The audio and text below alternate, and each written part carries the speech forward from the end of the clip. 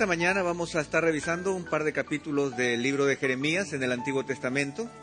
Así que les invito a abrir sus Biblias para ir acomodándonos en Jeremías capítulo 11 en adelante.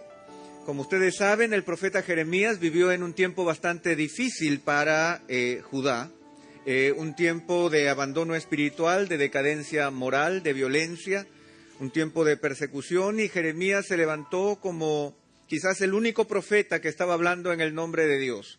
Mientras había otros profetas que solamente hablaban de prosperidad, de bendición, una bendición en el nombre de un Dios que desconocían, Jeremías estaba hablando con el corazón delante de Dios y estaba lamentándose de lo que ocurriría producto del abandono de Judá, del Dios vivo y verdadero.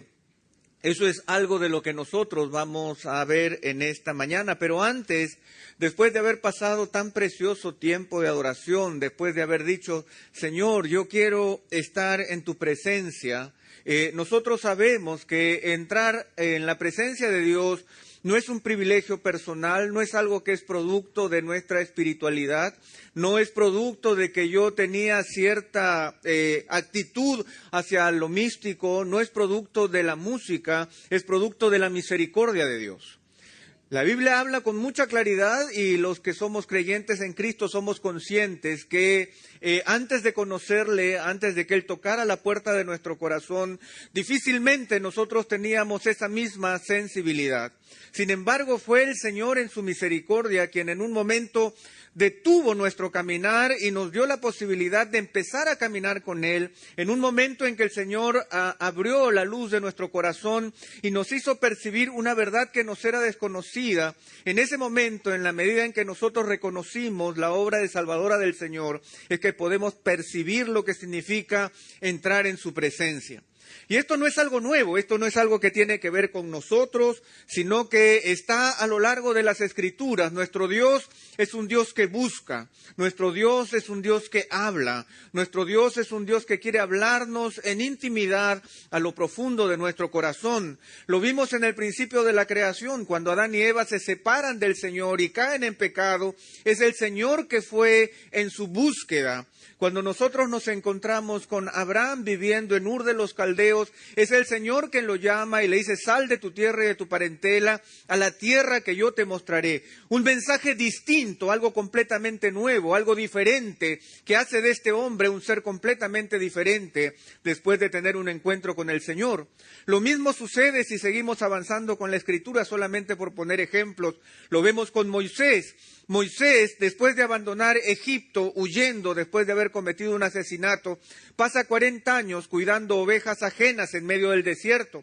Y uno de esos días, un día cualquiera, un día como cualquier otro, él tuvo un encuentro personal con un Dios que lo vino a buscar y le dijo, sácate el calzado de tus pies, porque la tierra que pisas es tierra santa, porque yo estoy presente. Y a partir de ese momento la vida de Moisés da un giro total y su vida toma un nuevo marco, producto de que el Señor le había hablado.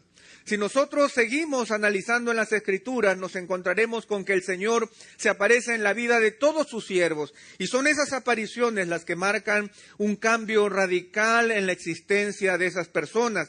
Lo mismo sucede en el Nuevo Testamento con los encuentros que el Señor Jesucristo tuvo con muchos hombres y aún con el gran perseguidor de la iglesia, el futuro apóstol Pablo, que yendo camino a Damasco para destruir la iglesia, tuvo un encuentro con el Dios vivo y verdadero. Es así que nosotros también hemos tenido en algún momento en nuestras vidas, si nos declaramos creyentes en Cristo, tenemos un momento en esta vida en que sin quererlo, sin buscarlo, sin intención de encontrarnos con el Señor se encontró con nosotros, nos puso de rodillas y nos dijo, yo quiero que tú estés conmigo. Esa es la bendición del llamado de Dios a nuestras vidas. Ese es el secreto por el cual nosotros podemos entrar en su presencia. Sin embargo, ese también es el drama de las Escrituras. El gran drama de las Escrituras es que nosotros que hemos sido llamados por el Señor para estar muy cerca de Él, del mismo modo, producto de nuestro pecado, producto de nuestras confusiones y de nuestras desobediencias, tendemos a vivir separados de Él.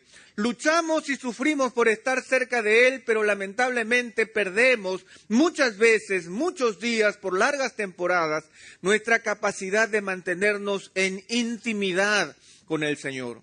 Y mucho del drama que el profeta Jeremías narra en las Escrituras es justamente el drama de la separación de Dios, de un pueblo que así había sido apartado por el Señor, de un pueblo al que el Señor había pagado un alto precio para hacerlo suyo, se había apartado de Dios y al alejarse del Señor cayó en una espiral de violencia, pecado y destrucción. ¿Por qué? Porque es evidente en las Escrituras, hermanos, que nuestra vida de relación con Dios es fundamental para que nosotros permanezcamos con vida. Y el Señor Jesucristo había anunciado y había dicho con mucha claridad, separados de mí, nada podéis hacer, nada. Y el nada no solamente implica actividades religiosas o lectura de la Biblia, sino que realmente implica el todo de nuestra vida, en todas nuestras áreas, porque el Señor es el que tiene control de toda nuestra existencia. Por eso es que nosotros debemos saber que sin esa relación con Dios, todo el tiempo que digamos que hemos pasado en la iglesia o todo el tiempo que nosotros podamos decir que tenemos en el Señor no vale de nada. Porque nosotros no crecemos con Dios en el tiempo. No es que yo tengo 5 años en el Señor y soy más grande que aquel que tiene 3 meses en el Señor, o aquel que ha pasado ya 20 años en el Señor puede sentirse confiado porque ha crecido lo suficiente y ya nunca más decrecerá. Estamos totalmente equivocados. En el Señor nosotros no crecemos en el tiempo, sino que más bien nosotros crecemos en distancia y podemos decrecer también. En la medida en que yo esté más cerca del Señor, entonces yo voy a crecer en gracia con Él. Pero si yo me separo de Él, todo lo que hubiera yo alcanzado lo podría perder inmediatamente, porque nuestra relación con Dios depende justamente de eso, de mantenernos en relación con Él. Esa es la verdad de la Escritura y ese es el gran drama de la Escritura y el gran drama de los creyentes, que después de haber tenido un encuentro profundo con Él, por diferentes circunstancias, ese encuentro profundo se empieza a diluir y nosotros no solamente caemos en lo que antes fuimos, sino que muchas veces terminamos más abajo de lo que aún éramos. En Jeremías el capítulo 11 justamente el Señor le habla al pueblo de Judá con palabras muy sinceras y muy duras. Y nosotros sabemos que a Jeremías se le conoce con el nombre del profeta llorón, justamente porque el desgarro del corazón del profeta al conocer la voz de Dios y al ver cómo el pueblo no respondía, le hacía muchas veces, como lo vamos a ver, repasar la historia y repasarla con dolor, amargura y con mucho llanto.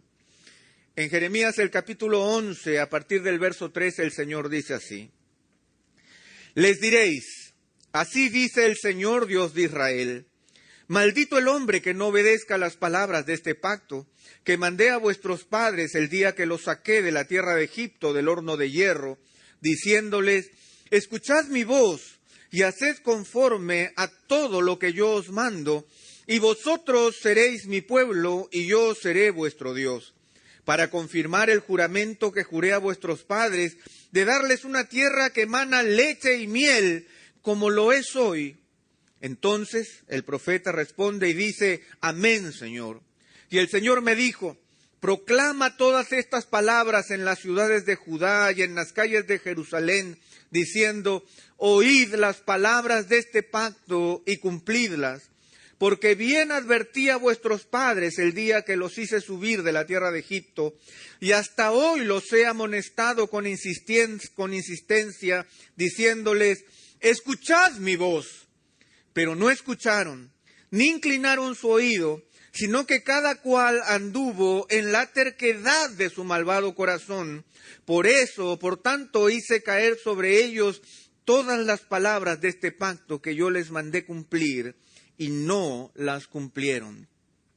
Definitivamente el Señor nuestro Dios, el Dios de la Biblia, es un Dios que habla. Es un Dios que busca, es un Dios que llama, es un Dios que toma la iniciativa de buscarnos, producto de que nosotros estamos separados de Él, muertos en nuestros delitos y pecados, incapaces de poder entender. Pero cuando el Señor viene y trae luz a nuestra vida, la principal demanda que el Señor nos hace es, ojo, tienes que mantenerte muy cerca de mí. Ojo, cuidado, tienes que mantenerte pegadito a mí. Tenemos que estar juntos todo el tiempo, de día y de noche, en una perfecta comunión, porque si esto no pasa, entonces tú lo vas a perder todo.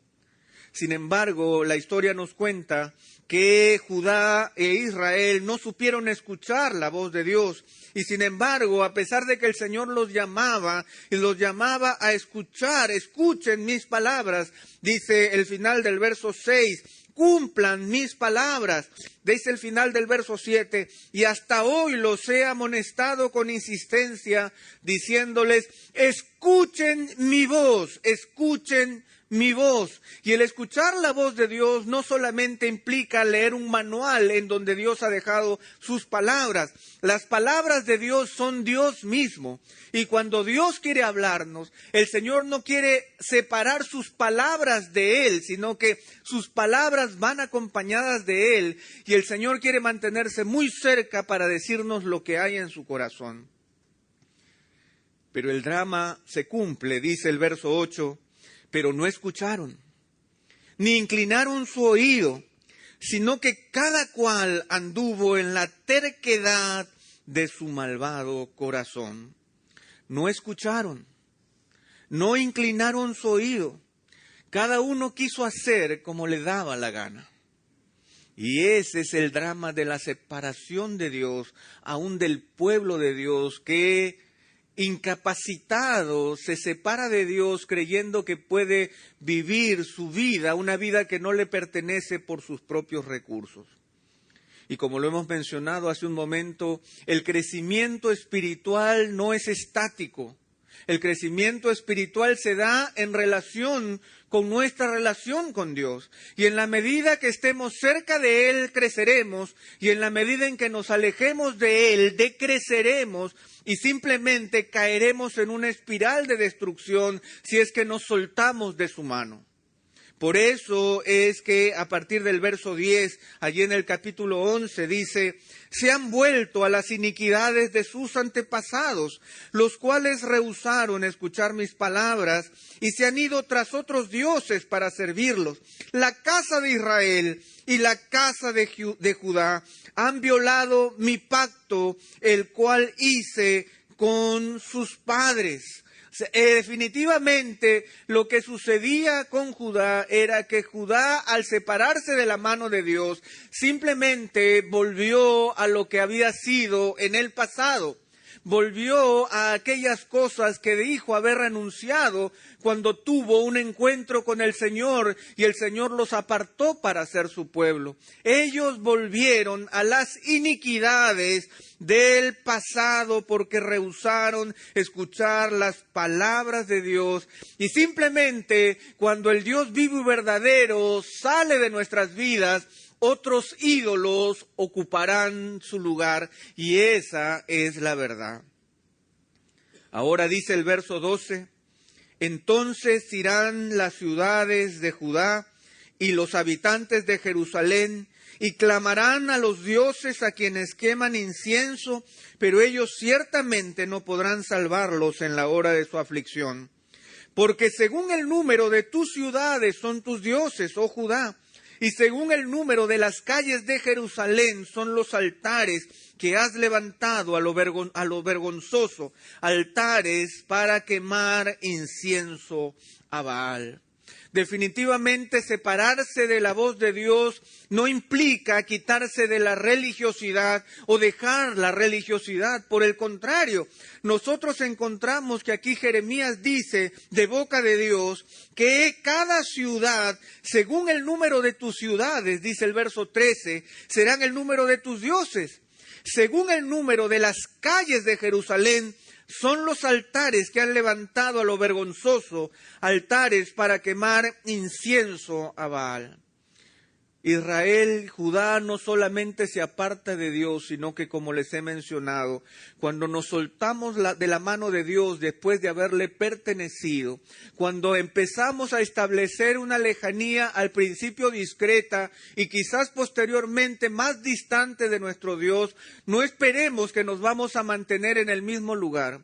Por el contrario, el espiral de destrucción, de violencia y de abandono empezará a ocurrir, y quizás el lugar de donde el Señor nos sacó se volverá un lugar común nuevamente, y no solamente un lugar común, sino que podremos caer aún en algo peor. Por eso es que en el verso 15 ahí del mismo capítulo 11, el Señor dice: ¿qué derecho tiene mi amada en mi casa cuando ha hecho tantas vilezas? ¿Qué derecho tiene mi amada en mi casa cuando ha hecho tantas vilezas? Cuando nos separamos de la mano de Dios, tengamos cuidado, porque el Señor nos ha invitado a estar muy cerca de Él. La vida es de Él. Y si nosotros queremos estar con vida, tendremos que estar muy cerca de Él, estrechamente vinculados en íntima comunión con Él. Si nosotros queremos mantener esa vida transformada que el Señor nos ha entregado, esos cambios profundos que el Señor ha hecho en nuestras vidas, que son reconocidos por todos, pues tenemos que permanecer muy cerca de Él, porque separados de Él, nada podemos hacer. Ahora, cuando nos separamos de Dios y cuando no mantenemos una comunión cercana e íntima con el Señor, no solamente puede haber una transformación y una espiral de destrucción en nuestras propias vidas, sino que esa espiral de destrucción se va a manifestar en el resto de nuestra existencia, en todas las áreas de nuestra vida y aún en medio de la sociedad. Dice el capítulo 12, a partir del verso 4, ¿hasta cuándo estará de luto la tierra y marchita la vegetación de todo el campo? Por la maldad de los que moran en ella han sido destruidos los animales y las aves, porque han dicho: Dios no verá nuestro fin. Cuando nosotros nos separamos de Dios, cuando nosotros que hemos venido al Señor y el Señor nos ha hecho su pueblo, empezamos a mantener y a generar una profunda distancia del Señor, no solamente se afecta nuestra intimidad, sino que también se afecta todo nuestro entorno. ¿Hasta cuándo estará de luto la tierra, marchita la vegetación del campo? Por la maldad de los que moran en ella han sido destruidos los animales y las aves. Empieza a haber una infección generalizada que empieza a generarse en todo nuestro entorno. El verso 10 del capítulo 12 también dice: muchos pastores han arruinado mi viña, han hollado mi heredad, han hecho de mi hermosa heredad un desierto desolado. Fue hecha una desolación, llora sobre mí desolada. Todo el país ha sido desolado, porque no hubo nadie a quien le importara. Sobre todas las alturas desoladas del desierto han venido destructores, porque la espada del Señor devora. De un extremo de la tierra al otro no hay paz para nadie. Han sembrado trigo y han segado espinos, se han esforzado sin provecho alguno. Avergonzaos, pues, de vuestras cosechas a causa de la ardiente ira del Señor. Definitivamente el proceso de destrucción que empieza en nosotros cuando nos separamos de Dios, empieza a alterar no solamente nuestro orden personal, no solo nuestro pequeño terreno en el cual nosotros nos movemos, sino que empieza a alterar al país completo, porque eso es lo que dice el profeta. Cuando habla de los pastores, no está hablando acerca de los encargados religiosos del culto. Más bien, los pastores en el Antiguo Testamento son una referencia a todo tipo de autoridades, sean autoridades políticas o religiosas. Y él dice: muchos pastores han arruinado mi viña, han hollado mi heredad, han hecho de mi hermosa heredad un desierto desolado. Llora todo el país porque ha sido desolado, porque no hay nadie a quien le importe.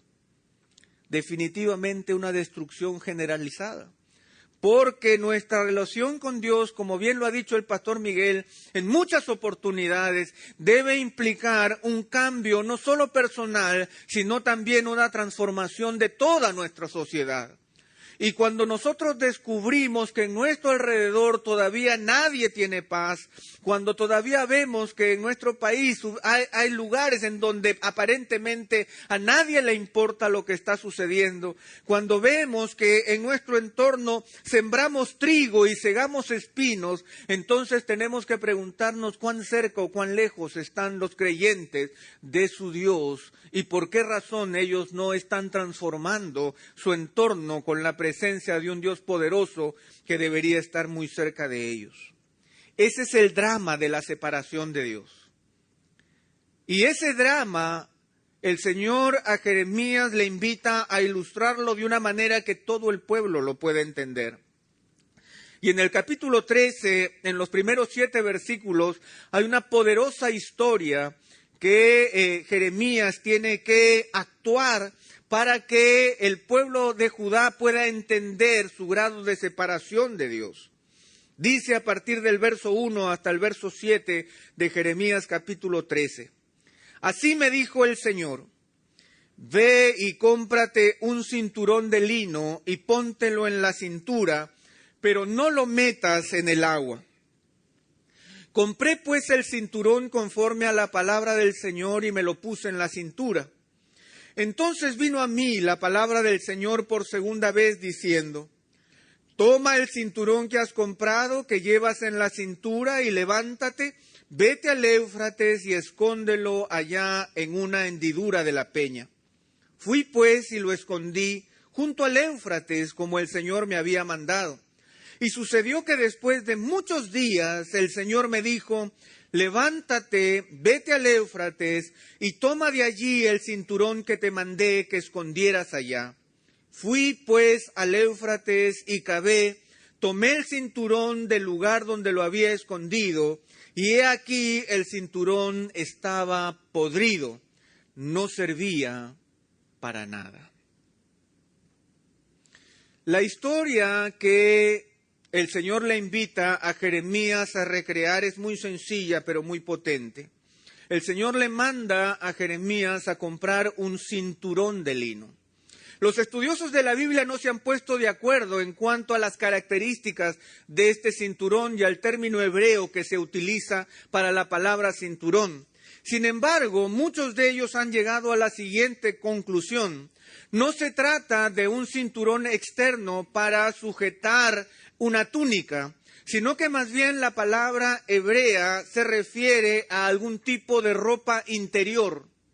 Un cinturón que se usaba desde la cintura hacia abajo como algún tipo de ropa interior, muy personal, muy íntima, y eso es lo que el Señor le manda a comprar a Jeremías. No un cinturón externo, sino algún tipo de ropa interior. Ve y cómprate un cinturón de lino, póntelo en la cintura y no lo metas al agua. Interesantemente le manda la orden de que no lo lave. Eso es lo que le está diciendo el Señor a Jeremías. En el verso 2 dice, compré pues el cinturón conforme a la palabra del Señor y me lo puse en la cintura. Y allí viene de parte de Dios un mandato muy interesante y también muy significativo.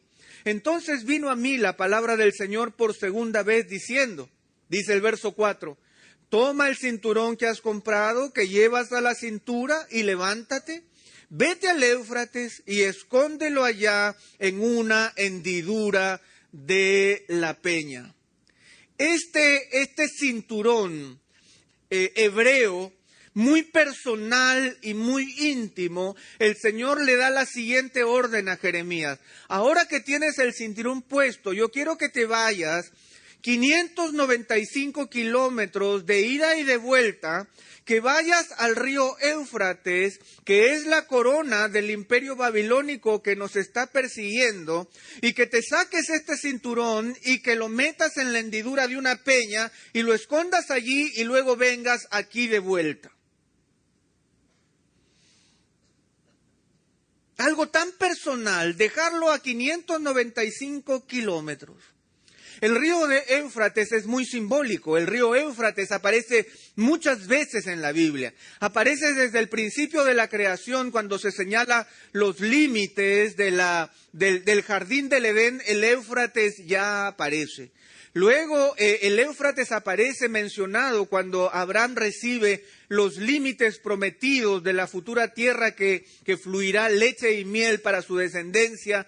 El Éufrates también aparece como límite. Luego en los profetas nosotros vamos a encontrar al Éufrates, tanto como el Nilo, como los símbolos del poder mundial, como los símbolos que representan al poder de los imperios a los cuales Israel se opone. Aún en el Apocalipsis, antes de la batalla final, el Éufrates aparece como un río que se secará para dar lugar a que los pueblos de ese tiempo entren en batalla contra el Señor. Definitivamente el Éufrates es un símbolo de la mundanalidad del hombre, es un símbolo de la realidad de los imperios y el poder del ser humano. Éufrates significa fructífero, un río grandioso que recorre aún en nuestro tiempo, más de 2.300 kilómetros entre Turquía, Siria e Irak. Una representación del poder del mundo. Y se le manda a Jeremías que una prenda tan íntima la lleve 595 kilómetros de ida y vuelta, lo ponga bajo una peña y luego vuelva a Jerusalén. Dice el verso 5, fui pues y lo escondí junto al Éufrates como el Señor me había mandado. Y sucedió que después de muchos días el Señor me dijo, levántate,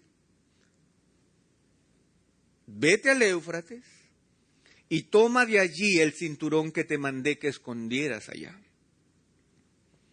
595 kilómetros de ida y de vuelta. Fui pues al Éufrates y cavé, tomé el cinturón del lugar donde lo había escondido y aquí el cinturón estaba podrido, no servía para nada. ¿Qué es lo que el Señor quería decirle a Israel, a su pueblo, con esta ilustración? Pues el mismo Señor se encarga de explicarlo a partir del verso 8. Entonces vino a mí la palabra del Señor diciendo, así dice el Señor, de la misma manera haré que se pudra la soberbia de Judá y la gran soberbia de Jerusalén. Este pueblo malvado que rehúsa escuchar mis palabras, que anda en la terquedad de su corazón, que se ha ido tras otros dioses a servirles y a postrarse ante ellos, ha de ser como este cinturón que no sirve para nada. Porque como el cinturón se adhiere a la cintura del hombre, así hice adherirse a mí, a toda la casa de Israel y a toda la casa de Judá, declara el Señor, a fin de que fueran para mí por pueblo, por renombre, por alabanza y por gloria. Pero no escucharon. El Señor está tratando de mostrarles de una manera muy evidente que el Señor había separado, había comprado a este pueblo para que esté muy adherido a Él. Sin embargo, este rasgo de intimidad, de este cinturón, de esta ropa interior, me lleva a preguntarme qué tipo de relación tan íntima el Señor está reclamando de cada uno de nosotros. ¿No era un cinturón externo? No era una túnica, no era un collar, no eran unos aretes, no era un gorro esplendoroso, no eran unas mancuernas para los brazos, no eran brazaletes. El Señor quiere una intimidad con Él que sea tan profunda que nadie la vea, pero que Él la reconozca. El Señor está esperando de nosotros un grado de intimidad con Él, de tal manera que seamos de Él y solo para Él. Yo te puedo prestar mi túnica, pero no te voy a prestar mi cinturón. El Señor espera ese grado de intimidad con Él. Y lo que a mí me sorprende más todavía es que el Señor dice allí en el verso 11, Porque como el cinturón se adhiere a la cintura del hombre, así hice adherirse a mí, a toda la casa de Israel y a toda la casa de Judá, declara el Señor, a fin de que fueran para mí por pueblo, por renombre, por alabanza y por gloria. Y yo me pregunto, ¿cómo es que vamos a manifestar todo eso para el Señor si el Señor nos tiene escondido bajo las ropas? La ropa interior no va a resaltar nada de mí porque ustedes no la pueden ver. Quizás mi corbata. Pero el Señor está esperando un grado de intimidad con Él que finalmente para Él sea que el reconocimiento de que nosotros somos su pueblo, que nosotros le somos para renombre, para alabanza y para gloria. Si es que permanecemos en intimidad con Él. Si es que permanecemos muy cerca de Él. Así yo hice adherirse a mí a toda la casa de Israel y a toda la casa de Judá. Por eso es que el Señor descubre el error de Judá cuando les dice en el verso 9, así dice el Señor, de la misma manera haré que se pudra la soberbia de Judá y la gran soberbia de Jerusalén. Los estudiosos no se han puesto de acuerdo con respecto a la palabra soberbia, porque para nosotros la soberbia es un término negativo. Sin embargo, dicen que en hebreo está más bien escrito en términos positivos. Y más allá, más que soberbia, se habla de la excelencia. Se dice, de la misma manera, haré que se pudra la soberbia de Judá y la gran excelencia de Jerusalén, la excelencia de lo que era el pueblo de Dios, que pensaba que dependía solamente de ellos y absolutamente de ellos. Ellos pensaron que podían estar profundamente alejados del Señor y aún con esto mantener su aparente cercanía con Dios. Ellos pensaban que podían estar a 500 kilómetros de distancia del Señor sin que esto les afecte sus propias vidas. Sin embargo, a través del ejemplo del cinturón que es escondido en el Éufrates, el Señor le está diciendo, si tú estás lejos de mí, no pienses que vas a tener las mismas características, porque lo único que te queda sin mí es que te pudras. Lo único que puedes esperar es que sin mí nada puedas hacer. El Señor dice en el verso 11, porque como el cinturón se adhiere a la cintura del hombre, así hice adherirse a mí a toda la casa de Israel y a toda la casa de Judá, declara el Señor, a fin de que fueran para mí por pueblo, por renombre, por alabanza y por gloria. Pero no escucharon. A fin de que fueran para mí. Nosotros podemos cantar muy bonito en este lugar. Nosotros podemos traer al mejor de los predicadores de afuera. Nosotros podemos hacer muchas cosas externas para el Señor. Pero la única manera de que nosotros le seamos por pueblo, por renombre, por alabanza y por gloria es cuando estamos firmemente adheridos a Él, allí en la intimidad.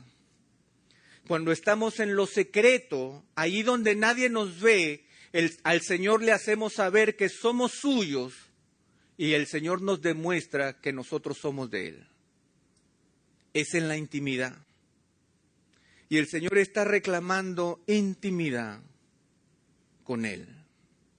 El Señor está reclamando que nosotros nos apartemos del drama de vivir separados de Él, de estar siempre cuestionando que vivimos separados de Él, que no podemos llegar a tener comunión con Él, que siempre estamos en problemas porque estamos como escondidos bajo una peña allá en el Éufrates, a cientos de kilómetros de distancia de donde el Señor espera que estemos, pero aún allá, lejos de Él, esperamos, Señor, bendíceme, Señor, haz algo, Señor, mira que me estoy pudriendo, pero no te das cuenta que te estás pudriendo porque estás lejos de donde Él está. Porque Él quiere que tú estés donde Él está y no que Él vaya a donde tú te encuentres.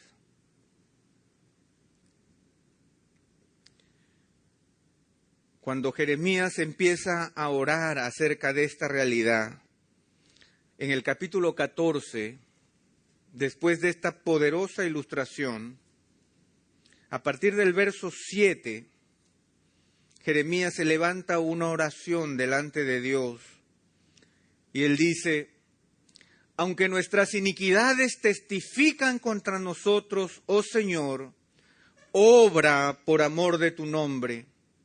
En verdad han sido muchas nuestras apostasías, contra ti hemos pecado. Tú, esperanza de Israel, salvador suyo en tiempo de angustia, ¿por qué has de ser como forastero en la tierra o como caminante que ha plantado su tienda para pasar la noche? ¿Por qué has de ser como hombre desalentado, como guerrero incapaz de salvar? Sin embargo, tú estás en medio nuestro, oh Señor, y por tu nombre somos llamados. No nos abandones, no nos abandones. Jeremías reconoce que la separación de Dios produce muerte. Jeremías reconoce que aún la separación de Dios, del pueblo de Dios, apartado por Dios para él, también produce muerte, también produce pudrición. El Señor nos hace reconocer que nosotros no tenemos gloria por nosotros mismos, si es que no estamos adheridos a Él. El Señor nos dice que no podemos hacer nada si no es con Él muy cerca de nosotros. Y por eso es que Jeremías dice: aunque nuestras iniquidades testifican contra nosotros, oh Señor, obra por amor de tu nombre.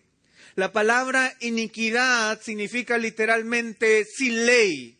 La palabra iniquidad podría significar en nuestro tiempo sin valores.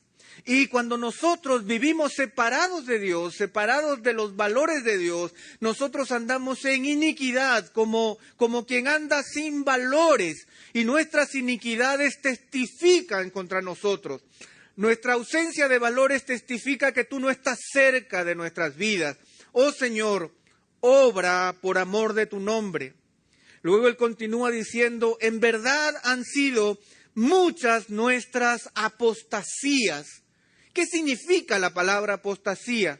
Un apóstata es alguien que rechaza las creencias que ha decidido seguir, alguien que abandona la fe. Y Jeremías dice: en verdad han sido muchas nuestras apostasías, contra ti, Señor, hemos pecado.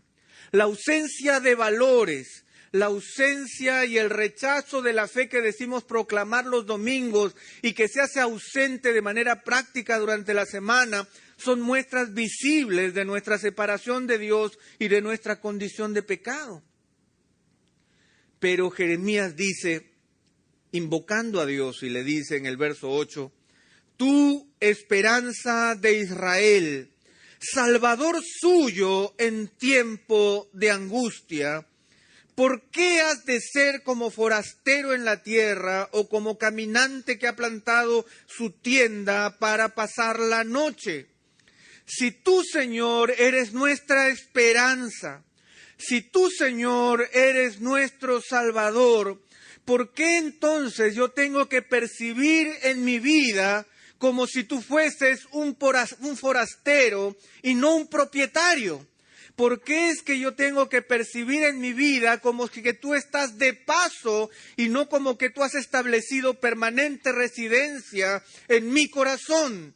Y el rechazo de Dios y la separación de Dios produce ese sentimiento, el sentimiento de que Dios no es propietario de mi casa, de mi vida, de mi familia, de mis hijos, de mi presupuesto, de mi salud, de mi futuro, de tal forma que ni un cabello de mi cabeza cae si es que el Señor no lo permite.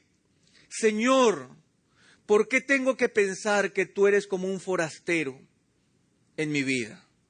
¿Por qué tengo que pensar como que tú has establecido tu tienda solo por esta noche y que luego tú vas a volver a partir? Y lo más terrible es que le dice en el verso 9, ¿por qué has de ser tú como hombre desalentado, como guerrero incapaz de salvar? ¿Por qué tienes que ser tú delante de mi vida como un hombre desalentado?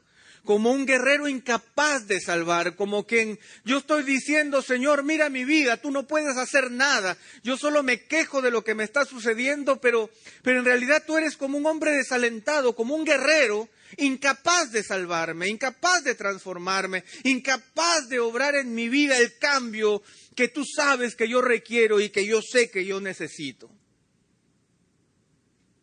Esperanza de Israel, Salvador nuestro en tiempo de angustia. ¿Por qué tienes que ser como forastero en la tierra? Como caminante que ha plantado su tienda para pasar la noche. ¿Por qué has de ser como hombre desalentado, como guerrero incapaz de salvar? Pero Jeremías no termina de manera negativa, él dice, sin embargo, tú estás en medio nuestro. Oh Señor, tú estás en medio nuestro. El Señor ha prometido estar con nosotros todos los días hasta el fin del mundo. Todos los días hasta el fin del mundo. Todos los días hasta el fin del mundo. Tú estás en medio nuestro, oh Señor, y por tu nombre somos llamados. No nos abandones. No nos abandones. Hermanos, este es un llamado a que nosotros reconozcamos que el Señor espera que vivamos en intimidad con Él. A que entendamos que para que nosotros seamos su pueblo, renombre, alabanza y gloria, el Señor no está esperando que hagamos cosas majestuosas, sino que esas cosas majestuosas sean el resultado de que vivimos en intimidad con Él. Nada de estas cosas externas podrán ocupar el lugar de una vida de comunión íntima y personal con Él, allí donde nadie te ve, solo el Señor. Allí en lo secreto, porque el Señor que te ve en lo secreto, te recompensará en público. Tú, esperanza de Israel, Salvador suyo en tiempo de angustia, ¿por qué has de ser como forastero en la tierra? Señor, yo no te quiero como un forastero en mi tierra, yo te quiero como dueño de mi tierra. Yo te quiero como el dueño de mi vida. Yo te quiero como el dueño de mis cuentas bancarias, el dueño de mi trabajo, el dueño de mi existencia, el dueño de mi familia, el dueño de mi vida, el dueño de mi salud, el dueño de todas mis cosas. Tú no eres forastero, tú eres dueño. Quiero que estés aquí siempre. Yo no quiero, Señor, que tú seas como caminante que ha plantado su tienda para pasar la noche. Señor, yo no quiero que estés de paso por mi vida solo los días domingos o los días miércoles. Señor, yo no quiero que hagas tu tienda solo para pasar la noche. Señor, yo quiero que tú vivas conmigo siempre. Toma las llaves de mi casa, Señor. Escoge la habitación en la que tú quieras estar. Estos muebles son tuyos. Veamos la televisión juntos. Vamos a escuchar radio, conversa conmigo, tomémonos un café, pasemos el día juntos porque tú vives aquí conmigo. Yo no te quiero como forastero, yo no te quiero de paso, yo no quiero pensar que tú eres como un hombre desalentado o como un guerrero incapaz de salvar. Yo creo que eres poderoso para transformar mi vida. Yo quiero creer que tú eres poderoso para doblegar mi existencia. Yo quiero pensar que tú eres más grande que yo y más poderoso que yo y que tú has prometido estar con nosotros todos los días hasta el fin del mundo. Tú estás en medio nuestro, oh Señor. Por tu nombre somos llamados, no nos abandones. El gran drama de nuestra vida cristiana es la posibilidad de soltarnos de la mano de Él.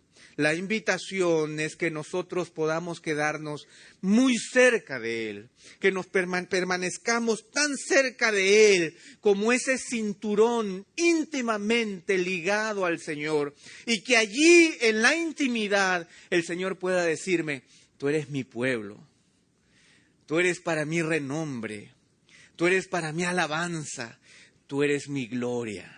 porque estás muy cerca de mí. No necesitamos aplausos humanos, no necesitamos grandes instrumentos, no necesitamos grandes predicadores que vengan. Todo ese es el resultado de que nosotros estamos viviendo muy cerca de Él. Luchemos con el drama, hermanos, de una vida separada de Dios. Recordemos quién es Él.